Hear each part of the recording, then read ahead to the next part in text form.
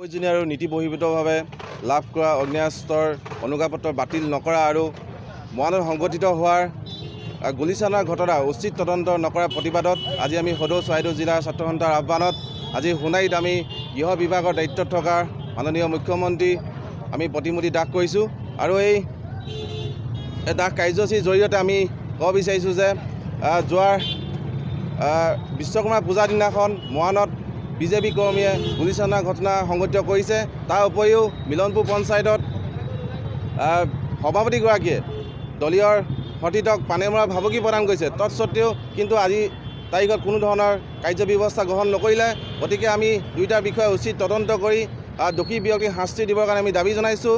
অন্যথা আমাৰ চৰাইদেউ জিলা ছাত্ৰ সন্থাই আমাৰ কাৰ্যসূচী আমি অব্যাহত ৰাখিম। প্ৰয়োজনীয় আৰু নীতিবহিৰ্ভূতভাৱে লাভ কৰা অগ্নেয়াস্ত্ৰৰ অনুজ্ঞাপত্ৰ বাতিল নকৰা আৰু মহানগৰত সংঘটিত হোৱাৰ গুলীচালনাৰ ঘটনা উচিত তদন্ত নকৰা প্ৰতিবাদত আজি আমি সদৌ চৰাইদেউ জিলাৰ ছাত্ৰ সন্থাৰ আহ্বানত আজি সোণাৰীত আমি গৃহ বিভাগৰ দায়িত্বত থকা মাননীয় মুখ্যমন্ত্ৰী আমি প্ৰতিমূৰ্তি দাহ কৰিছোঁ আৰু এই দাহ কাৰ্যসূচীৰ জৰিয়তে আমি ক'ব বিচাৰিছোঁ যে যোৱাৰ বিশ্বকৰ্মা পূজাৰ দিনাখন মৰাণত বিজেপি কৰ্মীয়ে গুলীচালনাৰ ঘটনা সংঘটিত কৰিছে।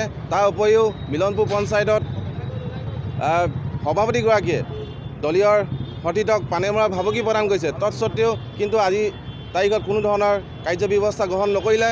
গতিকে আমি দুয়োটা বিষয়ে উচিত তদন্ত কৰি দোষী ব্যক্তিক শাস্তি দিবৰ কাৰণে আমি দাবী জনাইছোঁ। অন্যথা আমাৰ চৰাইদেউ জিলা ছাত্ৰ সন্থাই আমাৰ কাৰ্যসূচী আমি অব্যাহত ৰাখিম।